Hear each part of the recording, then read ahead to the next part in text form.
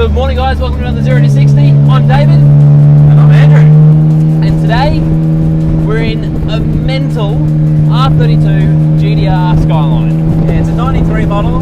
It's been owned by a good friend of ours. He's had it for I think about 6 or 7 years. It's gone through a few different transformations in that time. Yeah, currently it's had pretty much everything you can do to a GTR. It is still a 2.6 litre, but that's about that's about the only thing that's standard.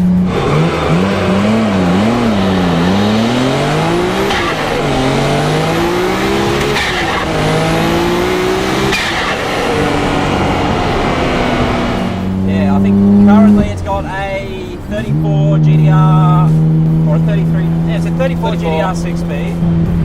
Still running the twin turbos. It's running about 18 pounds of boost.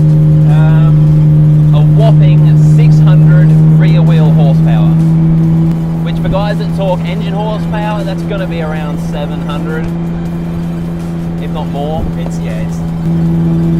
insane. Yeah. To drive, it actually feels very gentle. The clutch he's got in it it almost feels softer than a standard clutch, but it hooks up and handles the power perfectly. He's currently running quite a lot of negative camber. He's got intentions of turning it into a bit of a time attack or a track day car. And of course it sort of tracks over the road accordingly. But my God, is this thing quick.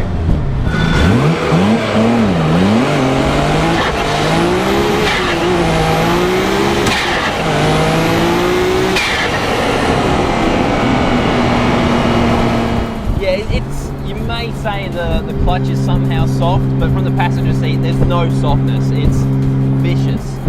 And it's so surprising how hard this thing pulls for a 2.6 litre, which is something he said he wanted to try and do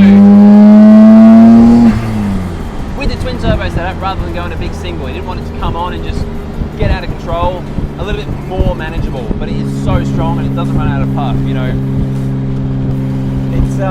It's running a Haltech ECU. He's got the flex fuel sensor. It's currently on a mixture of about 70% E85, 30% 98, so it's not running full E85 tune at the moment.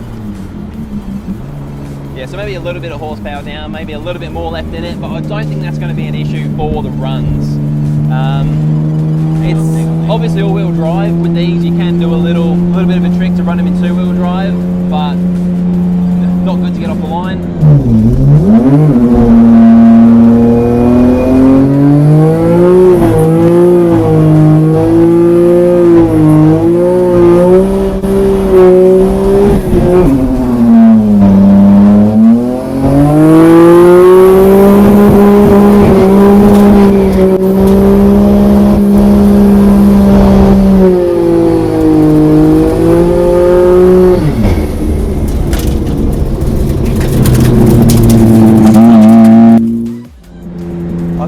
To get off the line, the way that the power comes on, I mean it's not rapid like the RX-7, but there's still so much torque there. Yeah, it's going to be a balance of clutch slip versus wheel spin. And again, the way it's set up to go fast around a track and corners, yeah, there is no give in the suspension. It's not going to squat at all, I don't think.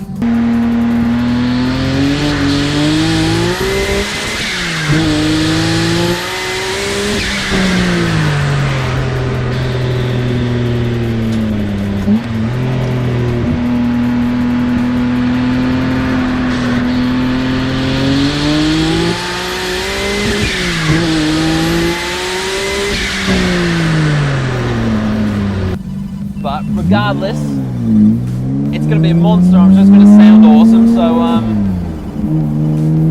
let's go and see what it does. Before we do that, might just give it a tickle on the highway, eh? See what she's like, yeah? Ready? And punch it down.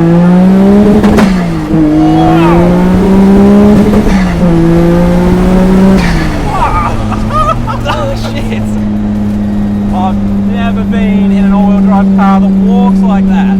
Yeah, that's almost doesn't feel all-wheel drive.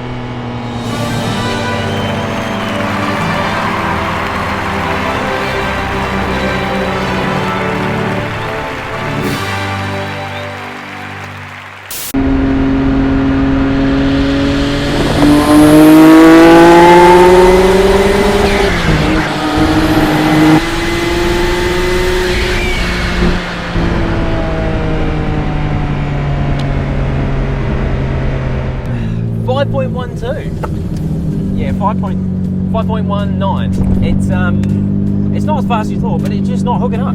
It's getting no traction. This thing has got so much power, it's ridiculous. All four wheels absolutely lighting up. I was watching it do the runs, and it is snaking down the road like it's a rear-wheel drive. But it's not rear-wheel drive. it's definitely all-wheel drive. I think the tyres that are on it, they're about 4 years old, and they were not warm. But I think if you get some heat to them, they might work a bit better as well. What tyres were they? Federal 595 RS. So they're a proper tyre, which means they need heat for them to work properly. Yes. So that'll be a lot to do with it.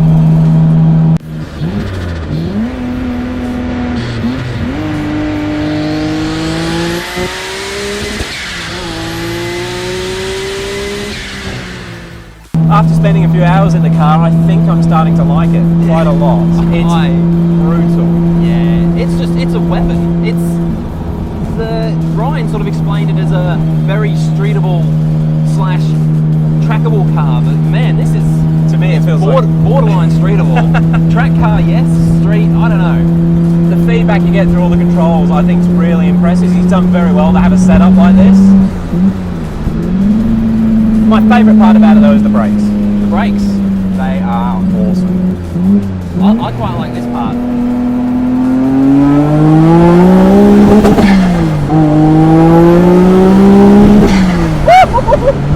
Fucking hell! So, just for for scientific purposes, that was 90 kilometers an hour on the on-ramp, and it lit all 4 wheels up. Actually, I would like to have a chat to Ryan and try and get a little bit more info on things he's done to it. So we'll see if he's keen to go on camera. Yeah. Thanks very much for watching. Yeah, if you like this car, please hit that like button. If you want to see some more videos, hit the subscribe button. Actually, yeah, let us know if you want to see more modified stuff or more standard. I like those. Them brakes.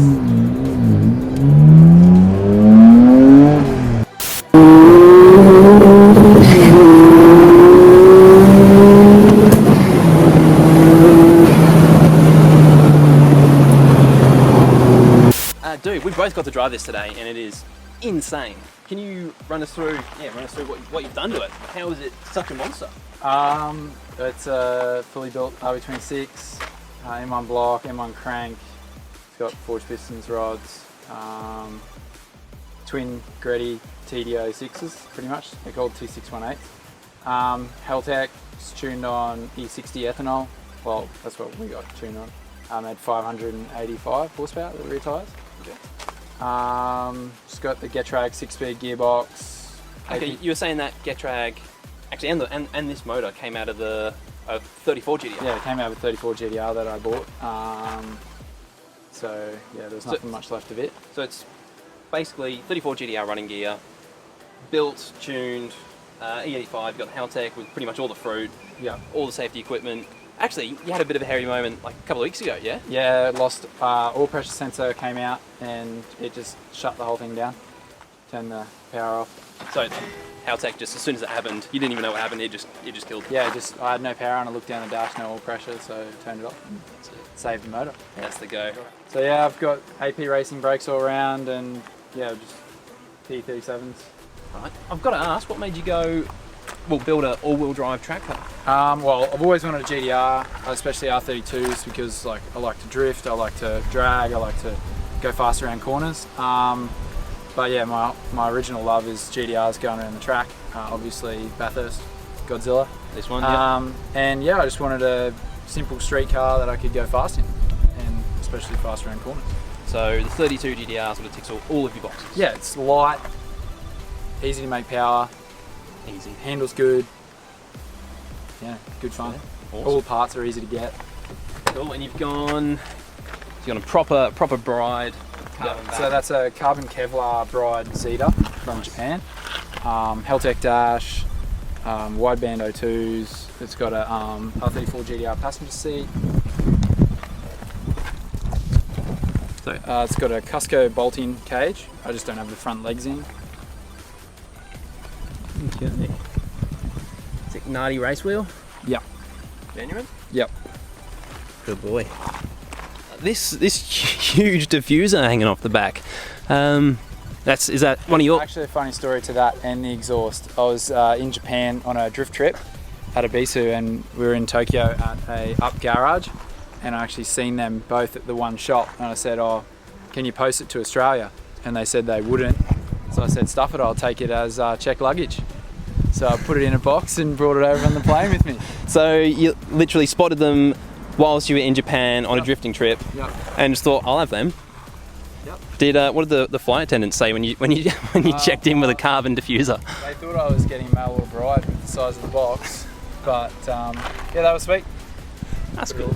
It finishes it off, man. It looks really good. Looks really good. So I hope you enjoyed a bit of a look around the 32. Yeah, it's well and truly an absolute beast, and got to thank Ryan wherever he's gone. He's hiding. Thanks, Ryan. can build a race car. Yeah, awesome. I'm going to go and change my pants. Remember to like, share and subscribe. And we'll catch you on the next one. Cheers, guys.